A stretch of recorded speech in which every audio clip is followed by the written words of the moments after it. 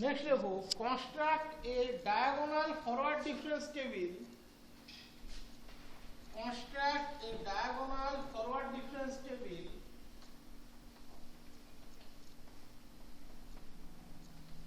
construct a diagonal forward difference table for the function y equals to x to the power 4 plus 5x plus 2 for the function x to the power 4 plus 5x plus 2 taking argument x equals to 1 2 3 4 5 6 7 মানে total 7টা argument আছে।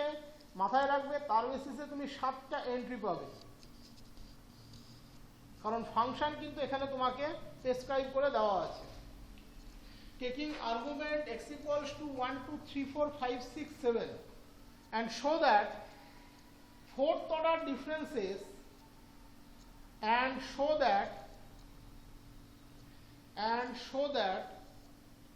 fourth order differences are constant.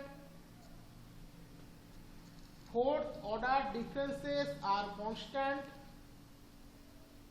and fifth order differences are 0. Fourth order differences are constant and fifth order differences are 0. Also find the value of y. Also find the value of y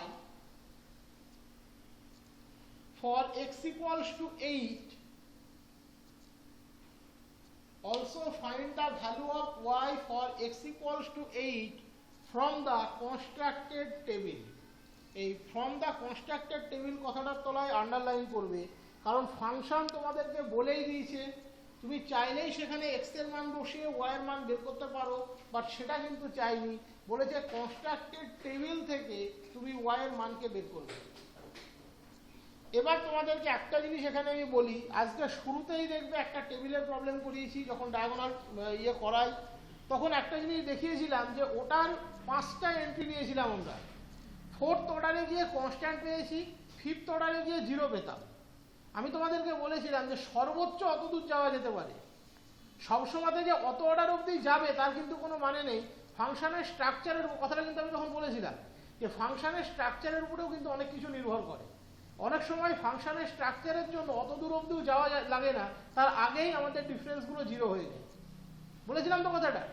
এইখানকার প্রবলেমটাতে একটু খেয়াল করো, বলেছে fourth order difference constant. দেখো এখানে x এর value that is argument কিন্তু কটা আছে, 3 3 6 7টা, তাহলে 7 অবধি কিন্তু আমার যাওয়া লাগছে না।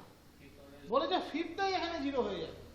ফাংশনের যে কনস্ট্রাকশন আছে y equals to x to the power 4 plus 5x plus 2, এই ফাংশনের জন্য আমরা অত দূর যেতেই পারবো না, আমরা তার আগেই 0 হয়ে যাবে। এই কথাটা কিন্তু তখন আমি বলেছিলাম যে ওই অবধি আমরা ম্যাক্সিমাম যেতে পারি, তার আগেও কিন্তু অনেক সময় 0 হয়ে যেতে পারে। এটা কিন্তু তার একটা এক্সাম্পল। 2 নাম্বার বলেছে যদি x এর মান 8 হয় তাহলে তুমি y এর মান বের করবে কোথায় থেকে, টেবিল থেকে। এবার একটা প্রশ্ন মাথায় আসবে, যখন তুমি টেবিলটাকে কনস্ট্রাক্ট করবে তখন তুমি কি x এর ভ্যালু 8 অ্যাজ এ আর্গুমেন্ট ওখানে রাখবে না রাখবে না? দেখো 1 to 7 এর দি ভ্যালু তুমি এই ফাংশনে বসিয়ে বের করবে, এটা নিয়ে তো কোনো ডাউট নেই। বাট 8 কিন্তু শুরুতেই তুমি একটা জায়গা খালি রাখবে যাতে পরে 8টা পুট করতে পারো, বাট 8 কিন্তু তুমি শুরুতেই ওখানে বসাবে না। বুঝতে পারলাম? তুমি কিন্তু যখন আর্গুমেন্ট বসাবে টেবিলের উপরে 1 to 7ই বসাবে, 8 কিন্তু বসাবে না, বাট 8 এর জন্য একটা স্পেস ব্ল্যাঙ্ক রাখবে, ওটা লাস্টে গিয়ে আমাদেরকে ইউটিলাইজ করতে হবে এবং ভ্যালুটা কিন্তু টেবিল থেকে নিতে হবে। যে কারণে আমরা ফাংশন থেকে বলে ভ্যালুটা বের করে নিতে পারতাম, সেটা কিন্তু আমরা পারবো না। তাহলে প্রথমে টেবিলটা বানাও। লেখো the diagonal forward difference table is, the diagonal forward difference table is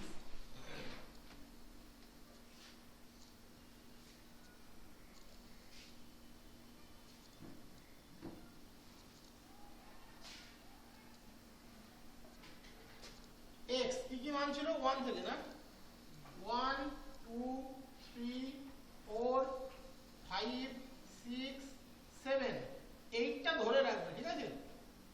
এখন 8 কিছু বসাতে হবে না,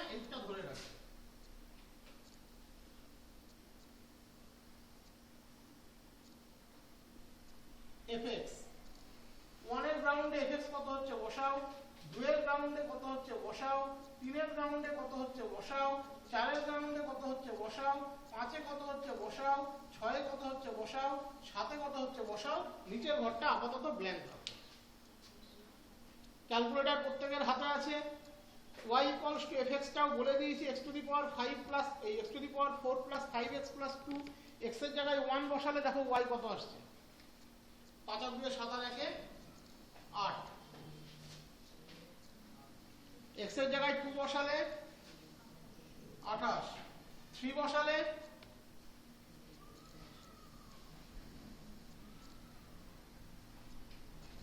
98, 4 বসালে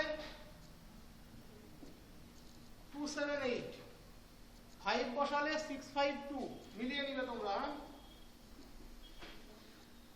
6 বসালে 1328। তোমাদের যাদের 991 ms তারা এটাকে প্রোগ্রামিং করে বের করতে হবে। 7 বসালে 2438। জাস্ট ফাংশনটাকে প্রথমে প্লট করে নিতে হয়, তারপরে ভ্যালুগুলো অটোমেটিক্যালি এক্স এর একটা করে মান বসালেই তো বেরিয়ে আসে। ক্যালকুলেটারে এটা করে নেওয়া যায়, দেখবে। 8, 28, 98, 278, 652, 1328, 2438, এই কটা হচ্ছে আপাতত ভ্যালু। ক্লিয়ার? এবার 28 মাইনাস 8, তাহলে first order difference, that is delta FX. একটু লিখে নিই, ডেল্টা এফএক্স। এবারে দাগ কন্টিনিউ করবে না, আগে বলেছি। Delta 2 f x, delta 3 f x, delta 4 f x, delta 5 f x. লিখে নাও। 28 মাইনাস 8, তাহলে delta f x that is first এন্ট্রির এগেইনস্ট হচ্ছে 20, এটা হচ্ছে 70, 98 মাইনাস 28, তারপরেরটা হচ্ছে 180, তারপরেরটা 374, 676, তারপরে নোকিয়া 1110, তারপরে হয়ে গেল 1110, তারপরে 70 মাইনাস 20, 50, 110, 374 থেকে 180 বিয়োগ 194, 676 থেকে 374 বিয়োগ 302, এগুলো কিন্তু মাঝ বরাবর বসবে, খেয়াল রাখবে। 1110 থেকে 676 বিয়োগ 434,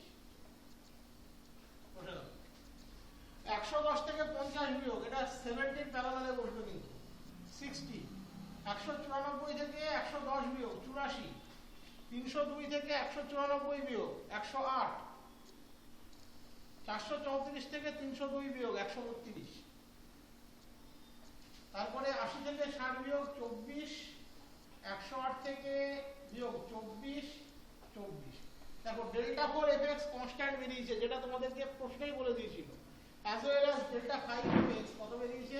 0 বেরিয়েছে।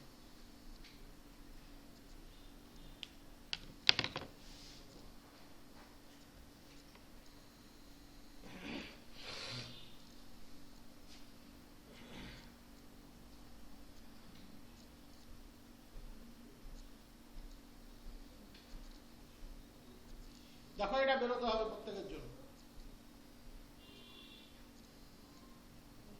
তার মধ্যে লিডিং এলিমেন্ট কোনটা? লিডিং এলিমেন্ট হচ্ছে, আমি গোল করে দিচ্ছি, 8 হচ্ছে এখানে লিডিং এলিমেন্ট, 8 হচ্ছে এখানে লিডিং এলিমেন্ট। আর লিডিং ডিফারেন্স 20, গোল করে দাও। Leading difference 50, leading difference 60, leading difference 24, leading difference. আর এইখানে যদি ফাইনালি কন্টেন্ট করো, কাউন্ট করো, তাহলে 0টা লিডিং ডিফারেন্স। তাহলে 8 হচ্ছে এখানে লিডিং এন্ট্রি, 20, 50, 60, 24, 0 এরা সবাই কিন্তু লিডিং ডিফারেন্স। মিলেছে প্রত্যেকের? তাহলে লেখো, hence from the table it is clear that the fourth order difference of the function is constant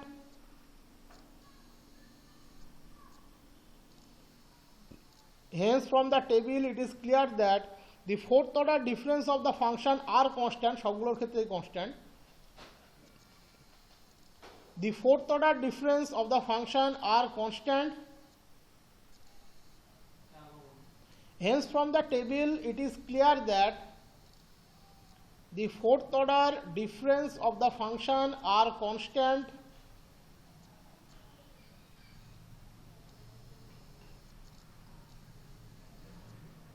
Fourth order difference of the function are constant and the fifth order differences are 0. And fifth order differences are 0.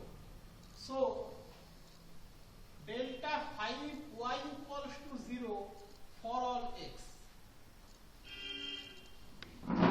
So delta 5y equals to 0 for all x. সমস্ত x এর জন্যই delta 5y এর value হচ্ছে 0। এবার তুমি দেখো তোমাকে আর কি প্রমাণ করতে দিয়েছে। তোমাকে বলেছে x ইকুয়ালস টু 8 হলে টেবিল থেকে বের করো রেসপেক্টিভ ভ্যালু অফ ওয়াইটা কত হবে, তাই তো? তাহলে প্রথমে একটা ভ্যালু তুমি ধরে নাও, লেখো late when x equals to 8 respective entry is a. Let when x equals to 8 respective entry is a. That is যখন x এর মান 8 তুমি ধরে নিলে y এর মানটা হচ্ছে 8। হ্যাঁ, ওই জন্য আমি বলেছিলাম টেবিলে একটা ফেস ব্ল্যাঙ্ক রাখতে। when x equals to 8 y এর ভ্যালু তুমি ধরে নাও এন্ট্রি হচ্ছে 8। তাহলে অটোমেটিক্যালি এবার কিছু টার্ম দেখো তোমার এখানে চলে আসবে। কি কি আসবে বলো তো? ফার্স্ট টার্মটা এখানে আসবে a - 2438 আসবে, a - 2438 আসলো, a আর 2438 এর বিয়োগফল as well as a - 2438 minus 1110। তাহলে এখানে কত আসবে? a - 3548 a - 3548 আসলো। তারপরের টার্ম a - 3548 minus 434 কত আসবে? a - 3982 আসবে।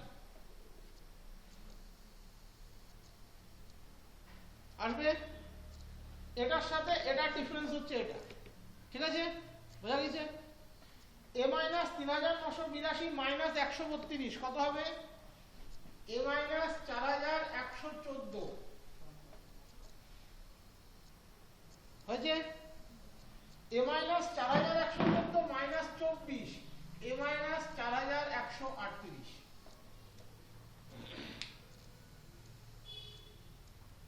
মিলিয়ে নেবে, সবগুলো ক্যালকুলেটরে করে করে মিলিয়ে নেবে। a - 4114 minus 24 হচ্ছে a - 4138 হয়েছে। তুমি অলরেডি প্রুফ করেছো এই প্রবলেমের জন্য যে কোনো এক্স এর ভ্যালুই থাক না কেন তার ফিফথ অর্ডার ডিফারেন্স কিন্তু 0। তাহলে এই a - 4138 সেটা হচ্ছে কত?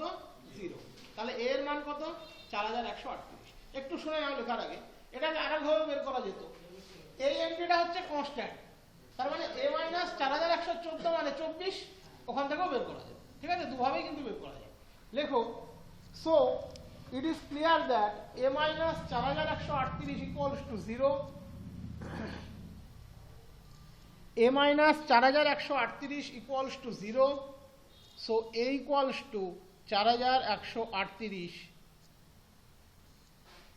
Hence when x equals to 8 y equals to 4138. When x equals to 8 y equals to 4138.